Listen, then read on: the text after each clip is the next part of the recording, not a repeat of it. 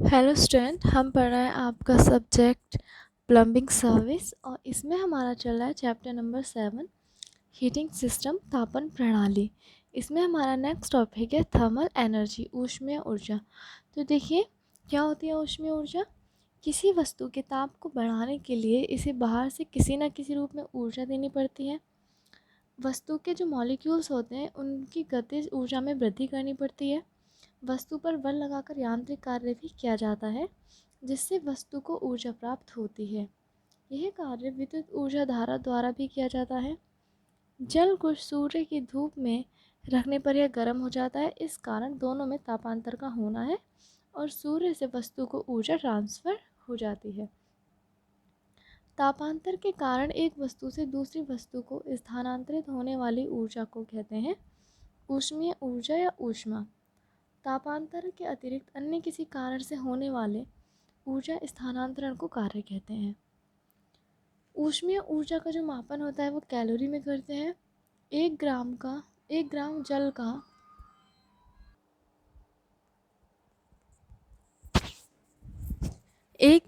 का 1 degree Celsius temperature बढ़ाने के लिए जो आवश्यक ऊर्जा होती है उसकी मात्रा को 1 कैलोरी कहते हैं।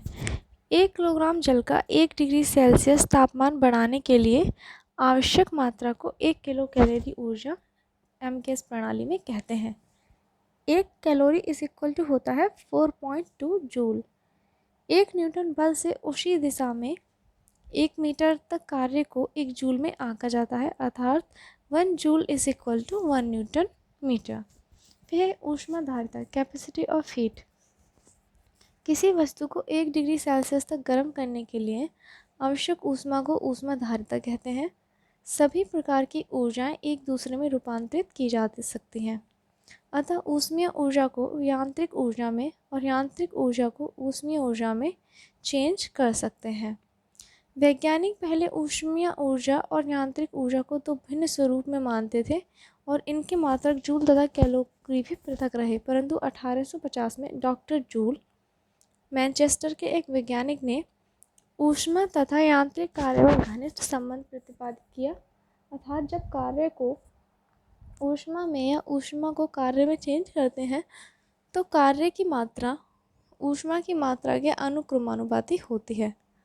W is equal to J H, जहाँ W आपका क्या है, वर्क है, H है आपकी हीट है और J है जूल कांस्टेंट। J एक भौतिक राशि नहीं है वरना क्या है, एक परिवर्तन गुणांक है। यदि कार्य W को जूल में तथा ऊष्मा को कैलोरी में ले तब J इक्वल होता है 4.2 जूल प्रति कैलोरी, अथवा 1 किलो कैलोरी ऊष्मा इज इक्वल टू होता है 4.2 इंटू 10⁻³ जूल कार्य। फिर आता है आपका हीट ट्रांसफ़र। ताप अंतरण। ताप ऊर्जा का प्रचलन निम्न प्रकार से होता है: चालन कंडक्शन, संवहन कन्वेक्शन, विकिरण रेडिएशन। जब ताप ऊर्जा एक द्रव्यमान मास से अन्य द्रव्यमान में सीधे संपर्क में आती है तो इसे चालन कहते हैं। तरल पदार्थों व गैसों को ठंडी से गर्म अथवा गर्म से ठंडी जगहों की तरफ प्रसारण संवहन कहलाता है। प्राणी को पवन का महसूस होना संवहन के कारण होता है। बगैर माध्यम के ताप ऊर्जा का अंतरण विकिरण कहलाता है। जैसे सूर्य का ताप विकिरण के कारण पृथ्वी तक पहुंचता है। काली सतहें अन्य सतहों की तुलना में क्या होता है, अधिक विकिरण अवशोषित करती हैं, इसीलिए आपने देखा होगा काली जो चीज़ होती है वो बहुत जल्दी गर्म हो जाती है, ऊष्मा की अच्छी अवशोषक भी होती है और अच्छी उत्सर्जक भी होती है। जबकि ग्रीष्म काल में सफ़ेद वस्त्र मानव अधिक धारण करता है, क्यों? क्योंकि वो ऊष्मा का कम अवशोषक होता है। फिर आता है आपका केंद्रीय तापन, सेंट्रल हीटिंग। देखिए, घरेलू जल आपूर्ति में अनेक कार्यों में ठंडे तथा गर्म जल की मांग रहती है, जबकि जल विभाग द्वारा ठंडे प्राकृतिक जल की ही पूर्ति होती है। अतः घरेलू प्रयोग के लिए पानी को गर्म करने की व्यवस्था अलग से निजी स्तर पर करनी पड़ती है। आवासीय कक्षों को शरद ऋतु में गर्म रखना होता है। एकल कक्ष, स्नान कक्ष, रसोई घर में गर्म पानी के लिए गीजर्स लगाए जा सकते हैं। जब पूरे घर को गर्म रखना होता है तब सेंट्रल हीटिंग व्यवस्था करते हैं। घरेलू तापन प्रणाली के मुख्य घटक निम्न होते हैं: बॉयलर, प्रोग्रामर, रूम थर्मोस्टेट, तापजल सिलेंडर तापस्थापी, hot water cylinder thermostat, radiator, गर्म जल cylinder, hot water cylinder thermostat and अपवर्तक valve, diverter valve and pump. तापक जल टंकी के पानी को तथा कमरों को गर्म रखता है और प्रोग्रामर तथा तापस्थायी बॉयलर को ताप की आवश्यकता होने अथवा ना होने पर ऑफ या ऑन करते हैं। अपवर्तक वाल्व तापस्थायी का ताप मांग पर नियंत्रण रखता है। रेडिएटर बॉयलर से गर्म पानी का प्रवाह नियंत्रित रखता है एंड जो बॉयलर होता है वो मेथेन, प्रोपेन, ब्यूटेन, खनिज तेल, कोयला, लकड़ी को जलाकर गर्म किया जाता है। केंद्रीय तापन प्रणाली में तापित जल ले जाने के लिए कॉपर या प्लास्टिक के पाइप डाले जाते हैं। पाइपों का व्यास 15, 22, 28 mm होता है। फिर है भवनों में गर्म जल आपूर्ति, hot water supply in buildings. शरद ऋतु में अथवा ठंडे स्थानों पर हाथ मुंह धोने, स्नान करने तथा बर्तन धोने के लिए भवनों में गर्म पानी की सप्लाई की व्यवस्था करते हैं। चिकित्सालयों तथा कुछ उद्योगों में भी गर्म पानी के नल डाले जाते हैं और उनके कनेक्शन वॉश बेसिन, स्नान कक्ष, किचन इत्यादि में दिए जाते हैं। गर्म पानी का टेम्परेचर 65 डिग्री सेल्सियस से अधिक नहीं होना चाहिए क्योंकि इससे अधिक गर्म पानी त्वचा के झुलस जाने का भय रहता है। अत्यधिक गर्म पानी से भाप बनने लगती है और पोर्सिलीन की स्वच्छता, फिटिंग की फिनिशिंग नष्ट होने लगती है। सामान्यतः गर्म पानी की टंकी में पानी का तापमान 60 डिग्री सेल्सियस, सिंक में 60 डिग्री सेल्सियस और हॉट बाथ के लिए 37 डिग्री सेल्सियस से 43 डिग्री सेल्सियस अच्छा माना जाता है।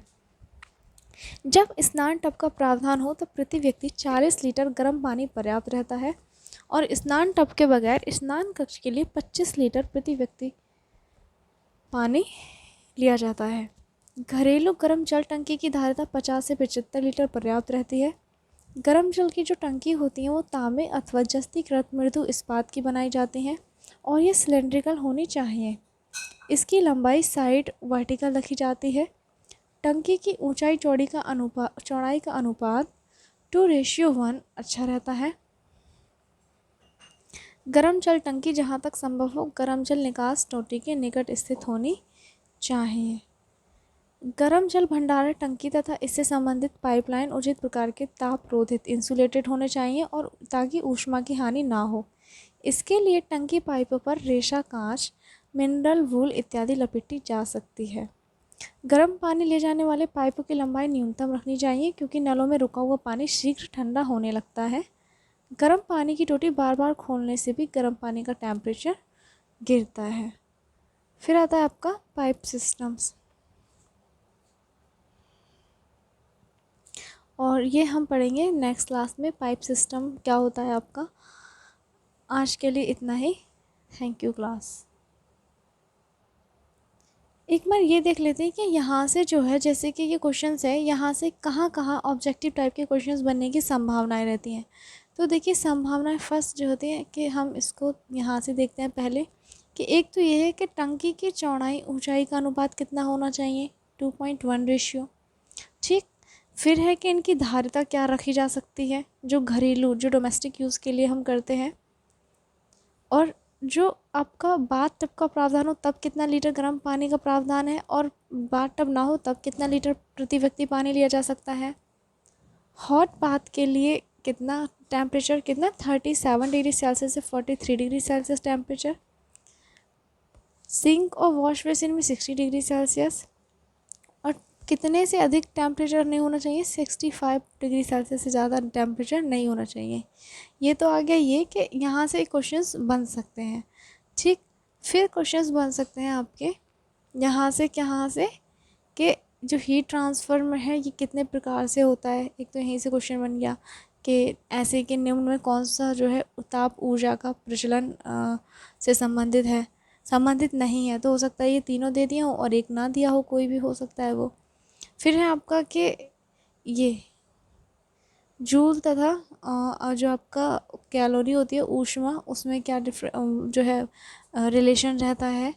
ये सारी चीज़ें जो है यहाँ से आपके क्या बन सकते हैं, ऑब्जेक्टिव बन सकते हैं। एक बार फिर से कह रही हूँ मैं कि आप लोग खुद से कोशिश कीजिए कि ऑब्जेक्टिव कहाँ कहाँ से बनाए जा सकते हैं, तो आपको पता चलेगा एग्जामिनर के माइंडसेट के बारे में।